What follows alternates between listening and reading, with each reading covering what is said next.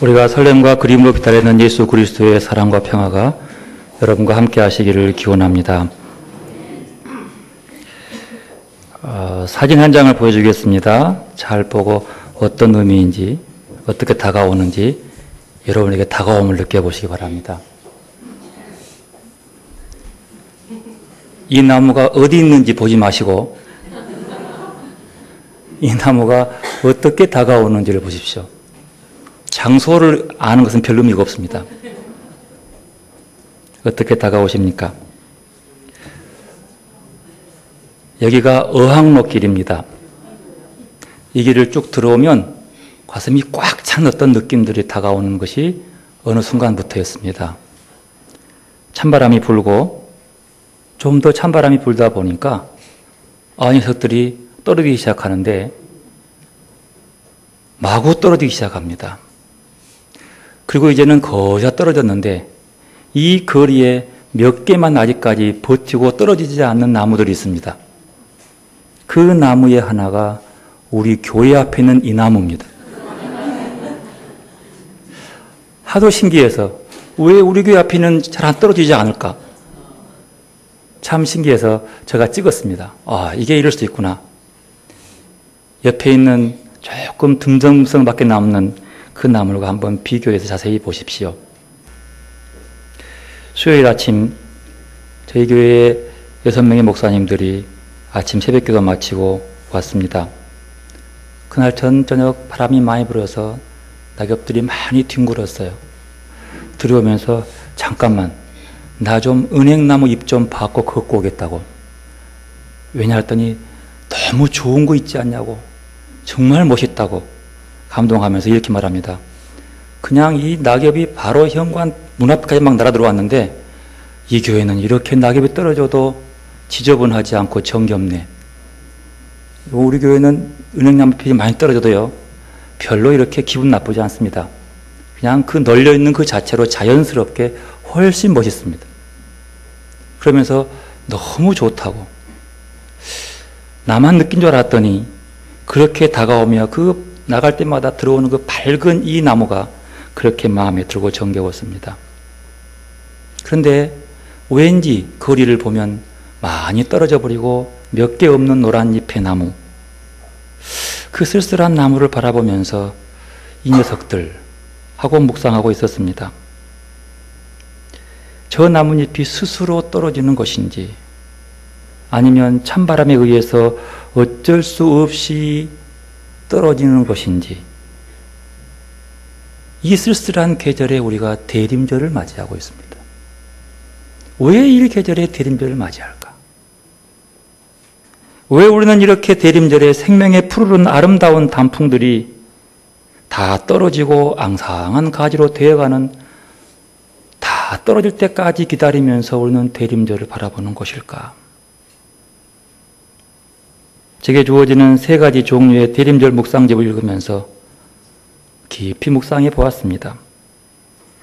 그러면서 어떤 분이 대림절이 시작되는 이 계절을 비움의 계절이라고 칭했습니다. 황금빛으로 출렁이던 저 들판도 모든 것을 내어주고 쓸쓸하게 텅 빈 이 계절, 이 계절이 대림절을 시작하는 계절이라고.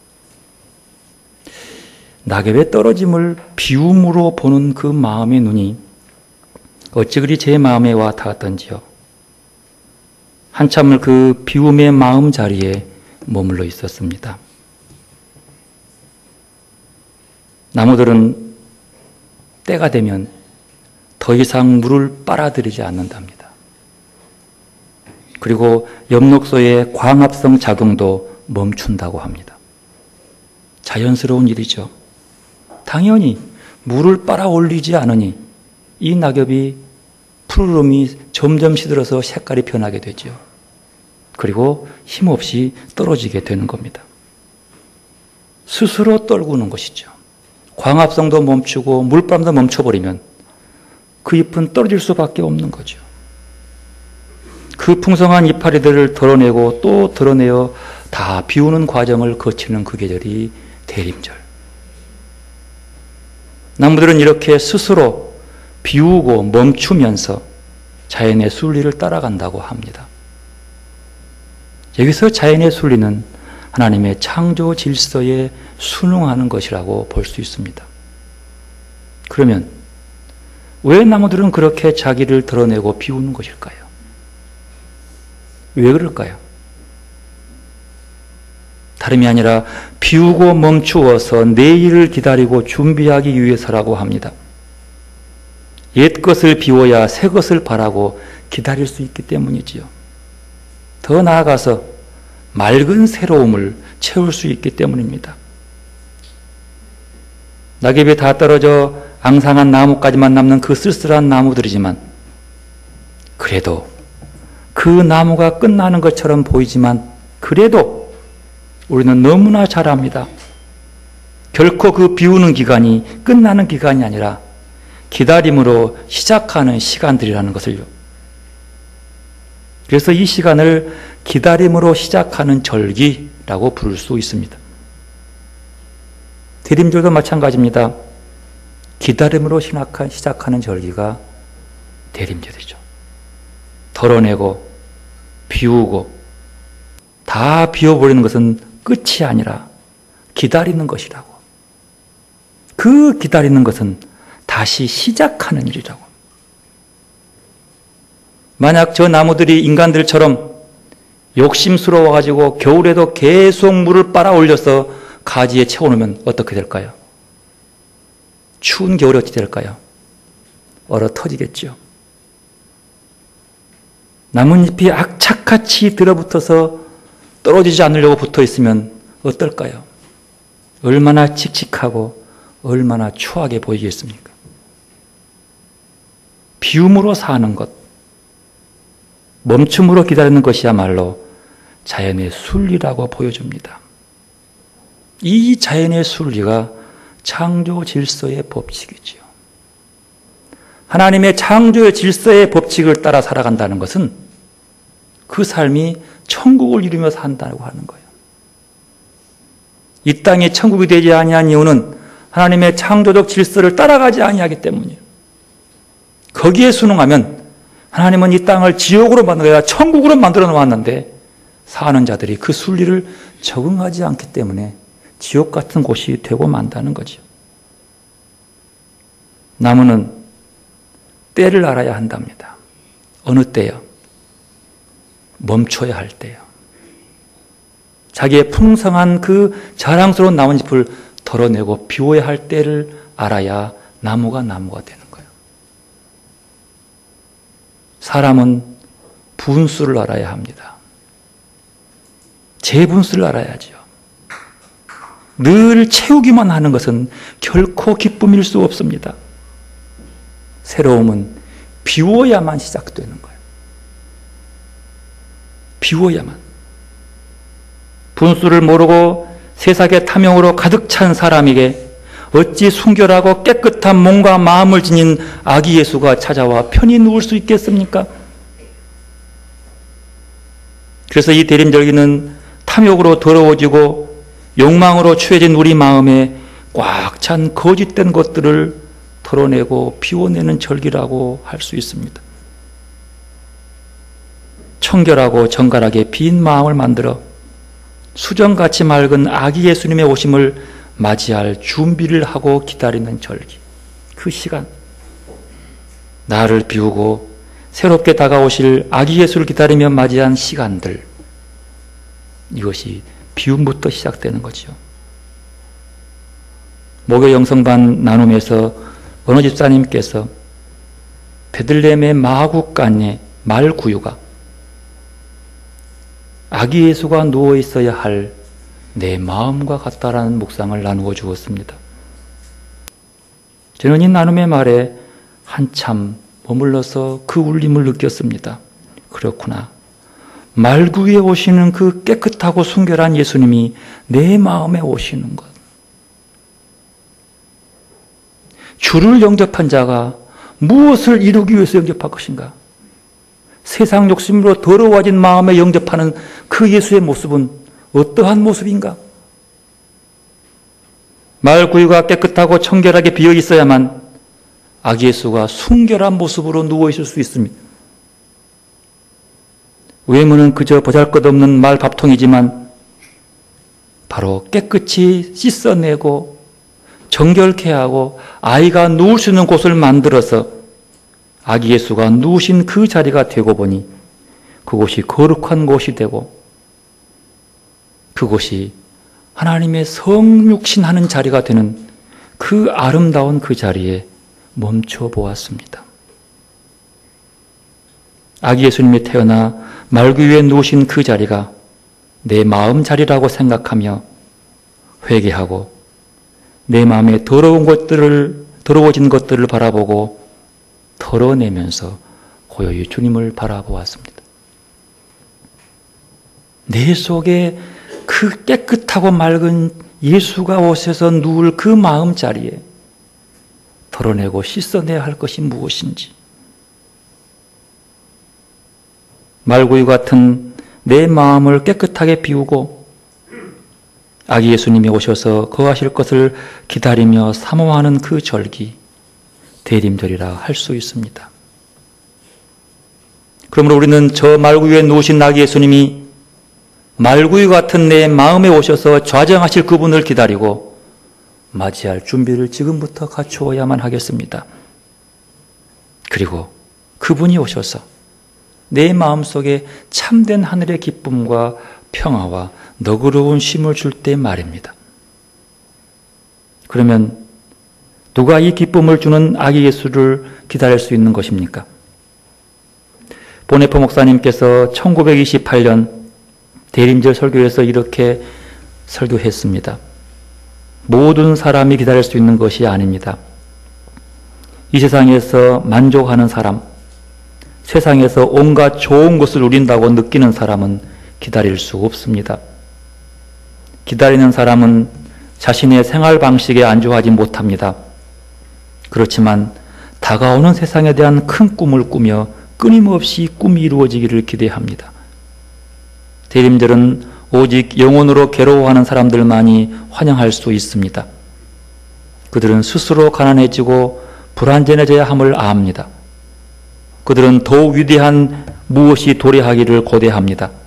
그렇기 때문에 거룩한 분이 친히 우리에게 오실 때까지, 하나님이 말구유의 아기의 모습으로 오실 때까지 겸손히 두려워하며 기다립니다. 그렇습니다. 대림절은 어둠 속에서 고통당하는 사람들의 절기로 시작되었다라고 볼 수 있습니다. 고난의 역사 속에서 그럼에도 불구하고 좌절하지 않고 기다리는 사람들과 함께 시작되었습니다. 자기 자리에 안주하지 않고 포기하거나 타협하지 않고 고뇌하고 기도하는 사람들과 함께 시작되었습니다. 그래서 이 대림절은 율법학자들과 대제사장들의 절기가 아닙니다. 가난하고 병든 사람들, 약하다는 이유로 억압받고 무시당하는 사람들의 절기입니다. 대림절은 헤롯의 궁전에서 지내며 축제하는 축제의 절기가 아닙니다. 저 마른 광야의 들판, 쫓겨난 사람들의 장소에서 간절히 기다리는 절기입니다. 대림절 아침이 환하게 밝아오길 기다리는 사람들, 어둠이 빛을 이길 수 없다고 믿는 사람들의 절기가 이 절기입니다. 어둠을 뚫고 마침내 아침이 오듯이 하나님의 아들이 이 땅에 빛으로 오실 것을 믿고 기다리고 준비하는 여러분들이 되시기를 바랍니다. 오늘 이사야서의 본문의 내용의 말씀은 엄밀히 말하면 63장 15절부터 이어지는 말씀입니다. 우리가 이사야 63장 15절을 보면 알 수 있어요. 넘겨볼까요? 그걸 보면 그 앞에 15절 앞에 파란 것이 뭐라 그랬어요? 자비와 사랑을 구하는 기도. 이렇게 해서 쭉 이어지는 겁니다. 여기부터 이어지는 거예요. 근데 이 15절의 말씀은 뭐냐면 애타게 주님이 오시기를 기다리고 있는 거예요. 얼마나 애타게 기다리고 있는지 63장 15절 말씀 함께 읽어보겠습니다. 주여 하늘에서 굽어 살피시며 주의 거룩하고 영화로운 처소에서 보옵소서. 주의 열성과 주의 능하신 행동이 이제 어디까지입니까? 주께서 베푸시던 간곡한 자비와 사랑이 내게 그쳤나이다. 이들은 애타게 주님이 오기를 하늘에서 굽어 살펴주기를 기다리고 있는데 이들의 처지는 이렇습니다. 주님께서 베푸시던 간곡한 자비와 사랑이 어디요? 내게 그쳤다는 거예요. 이건 말도 안 되는 소리죠. 우리 하나님은 사랑의 하나님입니다. 자비의 하나님이요. 용서와 사랑의 하나님인 그 하나님인데 그 자체가 사랑인데 어떻게 그분을 바라보는 그에게는 그 사랑이 그쳐버렸다는 거예요. 어떤 처지인지 충분히 이해가 됩니다. 그래서 그는 이렇게 강한 모습으로 자기의 기다림을 고백합니다. 64장 1절 2절 함께 읽읍시다. 원하건대 주는 하늘을 가르고 강림하시고 주 앞에서 산들이 진동하기를 불이 섭설 사르며 불이 물을 끓임 같게 하사 주의 원수들이 주의 이름을 알게 하시며 이방 나라들로 주 앞에서 떨게 하옵소서. 지금 야훼 하나님을 애타게 그리워하고 있는 겁니다. 그러면서 그 백성들은 하나님께서 올 때에 아주 놀라운 사건으로 팍 오라는 거예요. 모두가 다 알 수 있도록 휘황찬란한 그 모습으로 하늘을 가르고 멋진 구름을 타고 쫙 오라는 그런 의미로 보고 있습니다. 불빛을 내며 불을 사르고 누구나 볼 수 있도록. 그런데 그 속에서 아직은 그 모습이 아닌 그들의 모습. 왜 이렇게 이들의 기도가 처참할까요? 왜 이렇게 슬플까요? 왜 이들의 기도 소리는 간절함이 들어있음에도 불구하고 왜 이렇게 슬프고 왜 이렇게 처참할까요? 그 원인이 무엇일까요? 그 원인을 63장 마지막 절 19절에 있습니다. 함께 읽읍시다. 우리는 주의 다스림을 받지 못한 자 같으며 주의 이름으로 일컬음을 받지 못한 자 같이 되었나이다. 여기 있습니다. 이스라엘 백성들은 태생부터 주의 다스림과 인도하심 따라온 사람들입니다. 언제부턴가 그들은 주의 다스림을 받지 못한 자처럼 행했다는 거예요. 그렇다고 해서 그들이 예배를 드리지 않습니까? 제사를 드리지 않습니까? 아니요. 예루살렘 성전은 더 풍성하고 화려하고 놀라울 만큼 빵파레를 울리며 예배를 드렸습니다. 예배가 축제다 하면서 예배 나온 사람들의 만족을 위해서 예를 썼습니다. 그런데 문제는 주의 다스림이 그곳에 있지 않다는 사실이에요. 그렇게 예배에 이르고 주의 이름 부르며 할렐루야 하고 있지만 주의 이름으로 일컬음을 받지 못한다는 사실이에요. 여러분 하나님을 섬기며 주님을 섬기면서도 주님을 찬송하면서도 주의 이름으로 일컬음 받지 못하면 누가 나옵니까? 사람의 이름이 나옵니다. 아무리 화려하게 영광스러운 것들을 만들어 놓다 할지라도 주님의 이름이 영광받지 못하면 누가 받습니까? 사람이 받는 거예요. 어리석게도 그 많은 사람들이 하나님 때문에 모여놓고 하나님의 이름을 드러내고 그의 다스림이 아니라 사람의 다스림과 사람의 비유에 맞춰서 움직이며 동의한다는 사실이에요. 이 모습이 그들의 모습인 거예요. 이 처참한 현실을 그대로 묘사하고 있는 겁니다. 오늘 이사야 본문의 시대적 배경은 바벨론 포로 이후에 예루살렘에 돌아온 세대들과 삶의 신앙과 함께하고 있습니다.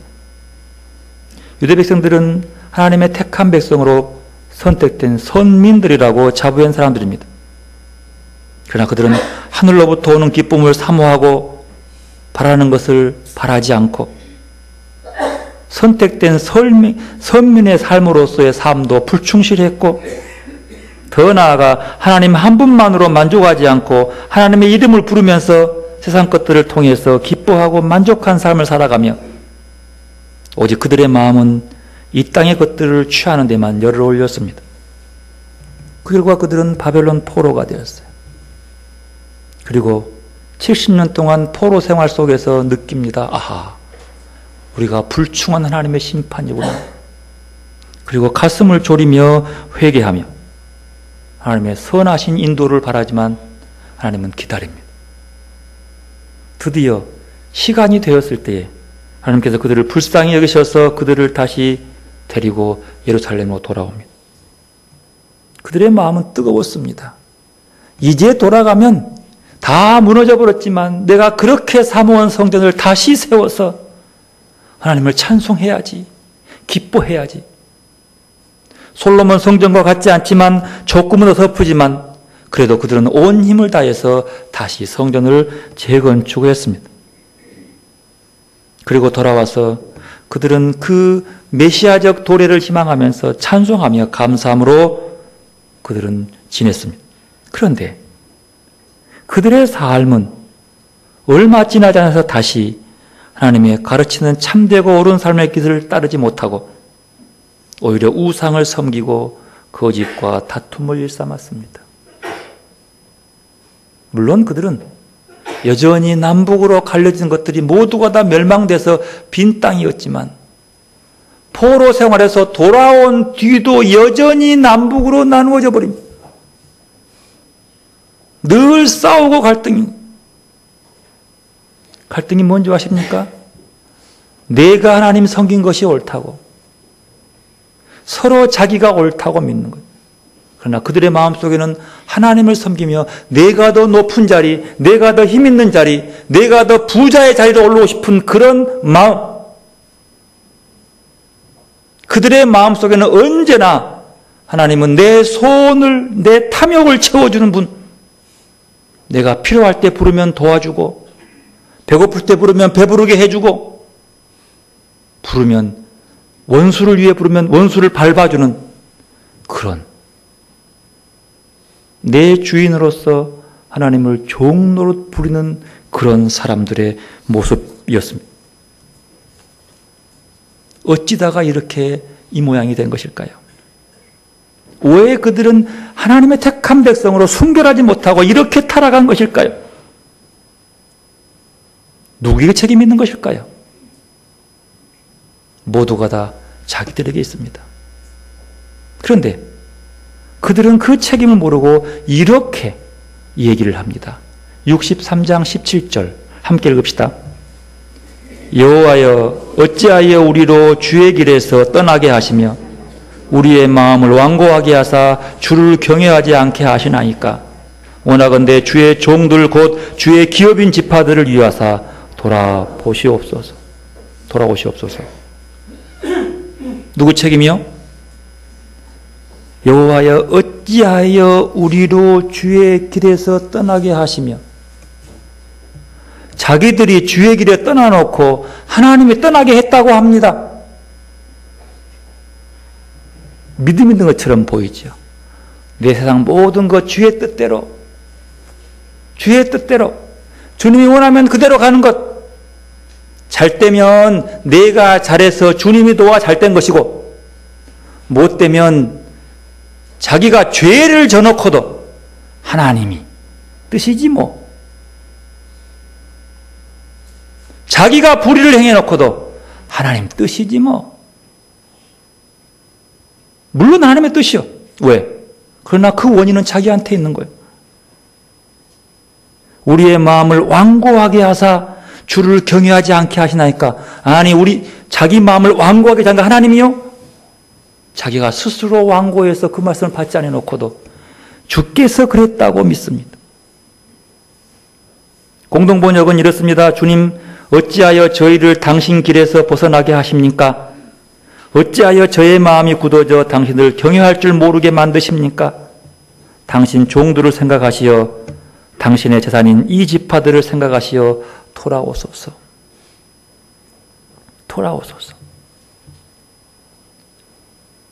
하나님 탓만 하고 있는 그들. 그러나 자기도 부끄러워할 줄 압니다. 여러분, 하나님 탓맡하면서 한탄하는 사람들, 하나님이 그를 도와줄 수 없어요. 은혜 베풀 수 없어요. 하나님은 그들의 도움과 간구를 구했을 때에 언제나 들어주었고, 그들이 위험할 때 바른 길로 인도해 주었고 살아갈 길도 마련해 주었습니다. 심지어 마지막에는 당신의 위아들 예수 그리스도를 이 땅에 보내시어 구원의 길이요 진리요 생명을 그들에게 보여주었습니다. 그런데 이스라엘은 지금도 메시아를 기다리면서 그분이 2000년 전이 왔음에도 불구하고 아직도 그분을 기다리고 찾고 있습니다. 왜요? 자기들이 바라는 메시아는 자기들이 생각하는 수준의 사람이라고 믿거든요. 하나님의 생각의 메시아가 아니라 자기들이 생각한 그런 사람, 자기들이 욕망으로 바라보는 그 사람이 와야 메시아라고 믿기 때문에 아직도 기다리고 있는 겁니다. 자신을 돌아봐야 되는데 하나님 탓만 하는 사람들. 그런데 이 사실을 깨닫고 이사야 예언자는 그 마음속에 자기의 역사를 돌아보며 회한의 눈물을 흘리며 젖은 목소리로 주님의 강림을 호소합니다. 3절 4절 함께 읽읍시다. 주께서 강림하사 우리가 생각하지 못한 두려운 일을 행하시던 그 때에 산들이 주 앞에서 진동하여 싸우니 주 외에는 자기를 앙망하는 자를 위하여 이런 일을 행한 신을 옛부터 들은 자도 없고 귀로 들은 자도 없고 눈으로 본 자도 없었나이다. 주님 외에는 없는 걸 아오니 자기를 한껏 낮추지요. 부끄러워합니다. 주님 말고 언제나 나였는데 주님 외에는 이런 일을 할 수 없음을 깨닫고 우리가 할 수 없으니 주님 도와주십시오 라면서 주님이 강림하시기를 사모합니다. 사람은 염치를 알아야 돼요. 부끄러움을 할 줄 알아야 돼요. 부끄러운 자들이 그것을 감추기 위해서 더 당당한 모습을 보면서 정말 답답하다.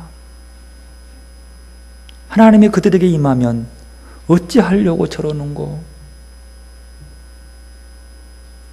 그러면서 그 회한의 눈물 속에서 그들은 주님이 다시 회복시킬 것을 희망하고 있습니다.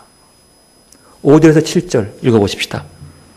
주께서 기쁘게 공의를 행하는 자와 주의 길에서 주를 기억하는 자를 선대하시거늘 우리가 범죄함으로 주께서 진노하여 싸우며 이 연상이 이미 오래되었사오니 우리가 어찌 구원 얻을 수 있으리이까?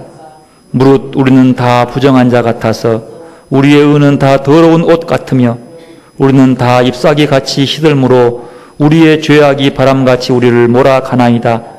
주의 이름을 부르는 자가 없으며 스스로 분발하여 주를 붙잡은 자가 없사오니 이는 주께서 우리에게 얼굴을 숨기시며 우리의 죄악으로 말미암아 우리가 소멸하게 되었습니다. 자기의 지은 죄를 부끄러워하는 모습이 묻어나고 있습니다. 이 부끄러움, 이렇게 자기를 아는 기도가 응답되는. 그리고 나서 8절에 보면 회복시켜 주실 것을 그들에게 말합니다. 자기를 끝까지 낮추고 8절 9절 함께 읽읍시다. 그러나 여호와여 이제 주는 우리 하나님이시니이다. 우리는 진흙이요 주는 토기장이시니 우리는 다 주의 손으로 지으신 것이니이다. 여호와여 너무 분노하지 마시오며 죄악을 영원히 기억하지 마시옵소서. 구하오니 보시옵소서 보시옵소서. 우리는 다 주의 백성이니이다. 자기를 진흙으로 봐요. 토기장이를 하나님께 맡기는 거죠. 지금까지는 완성된 그릇으로 봤어요. 지할 일을 금그릇처럼 생각했어요. 이제는 이 모든 것들을 다 깨트리고 한 줌의 진흙밖에 안 된 자기 모습, 우리는 진흙입니다.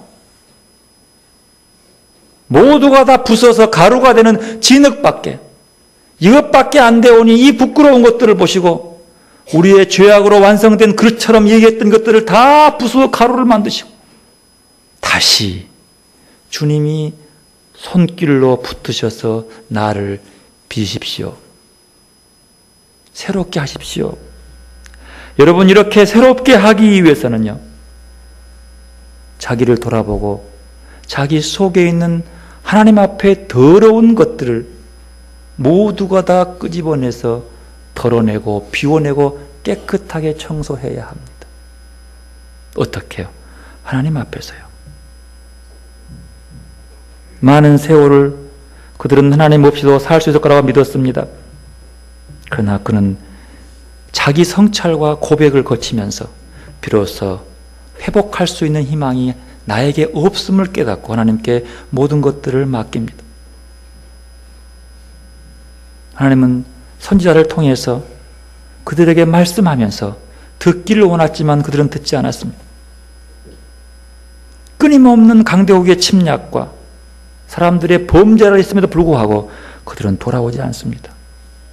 그래서 하나님께서 방법하여 하늘을 뚫고 하늘을 가르고 강림하셔서 주의 원수들이 주의 이름을 알게 하시며 이방 나라들도 주 앞에서 떨게 하오라고 기도하고 있어요.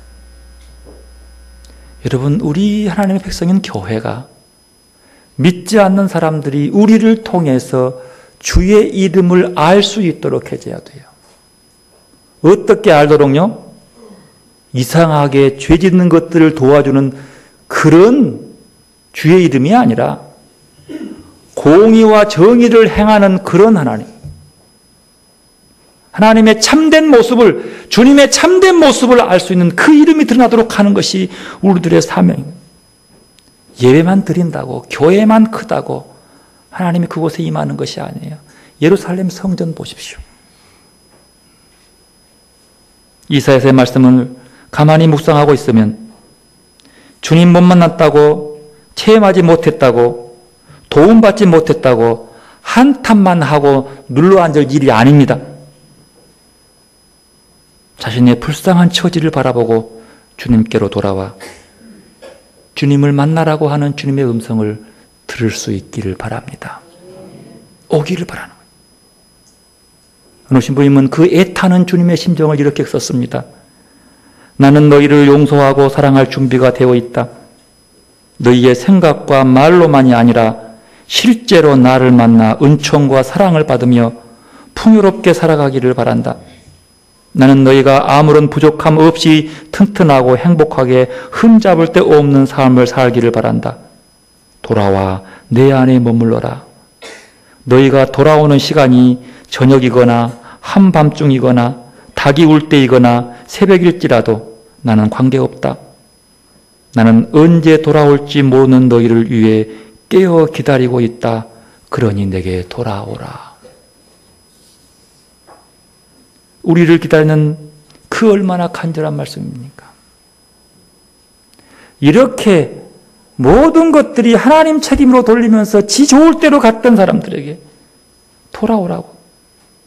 불쌍하디 불쌍한 우리가 그 주님의 강림을 기다려야 하는데도 주님이 우리를 더 애타게 기다리고 계시며 우리 가운데 머무르시기를 원하고 있음을 우리는 깨닫습니다.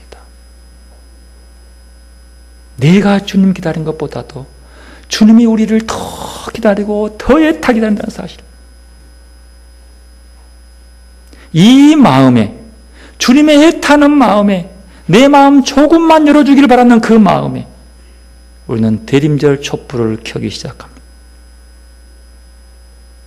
부족함과 나약함, 재수로움과 뉘우치는 새 사람이 되기를 다짐하면서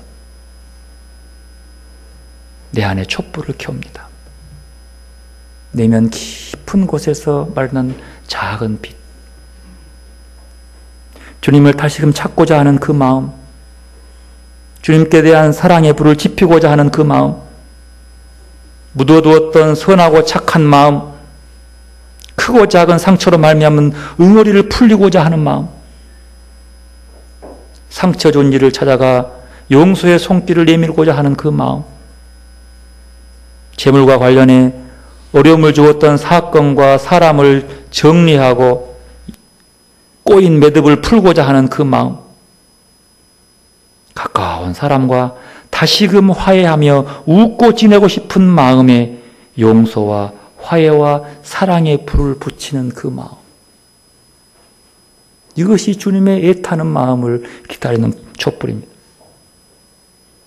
우리를 불쌍히 여기시어 모든 것을 버리고 인간의 모습으로 우리에게 오시는 주님을 기꺼이 맞이하며 그분의 소원을 조금이라도 채워드리는 노력이 이 대림절에 우리가 해야 할 일이라고 저는 믿습니다. 애타는 주의 음성. 그래서 바울 사도가 고린도 교회를 바라보면서 말한 것처럼 그리스도 예수 안에서 너희에게 주신 하나님의 은혜로 말미암아 내가 너희를 이유하여 항상 하나님께 감사하노니 이는 너희가 그 안에 모든 일 곧 모든 언병과 모든 지식이 풍족함으로 그리스도의 증거가 너희 중에 견고하게 되어 너희가 모든 은사에 부족함이 없이 우리 주 예수 그리스도의 나타나심을 기다립니다. 바울은 고린도 교회를 보면서 감사했어요. 기뻐했어요. 왜요? 그가 부족함 없는 은사를 가지고 예수 그리스도의 나타나심을 기다리고 있었기 때문에. 여러분, 우리도 그분을 기다리며 우리 마음을 정돈해야 할 줄로 믿습니다. 신앙은 무엇입니까? 예수님에 대한 말씀이 내 안에 견고하게 되어 예수님의 마음을 알고 닮아가는 것입니다. 그분께서 주신 은사를 여기에서 누리며 가슴 저리도록 설레이도록 기다리는 그 마음. 만약 그 즐거움과 설렘이, 그 그리움이 우리에게 없다면 언제 올지 모르는 그 주님을 어떻게 기다리겠습니까? 이 설렘과 그리움이 없이는 여전히 이 땅에 남아있는 것에 집착하며 살 수밖에 없습니다. 이 대림절 세 번째 기간에 설렘과 그리움으로 주님을 기다리면서 이 땅에 집착되어 있고 이 땅에 머물러 있는 내 마음들을 털어내고 비워내면서 순결한 모습으로 다가오시는 주님을, 아기 예수를 내 마음의 구유에 누일 수 있는 여러분들이 되시기를 바랍니다. 그래서 이 성탄절이 기다리는 주님의 오심이 여러분의 기쁨이요 희망이요 복이요, 이것이 이 땅의 복일 줄로 저는 그렇게 믿습니다. 우리 모두가 다 그 그리움을 가득하는 복된 대림절기가 되시기를 바랍니다. 기도로 나가십시다. 내 마음속을 들여다보면서 드러내야 할 것이 무엇인지 내 마음의 구유를 정돈하는 시간 되시기를 바랍니다. 기도로 나가십시다.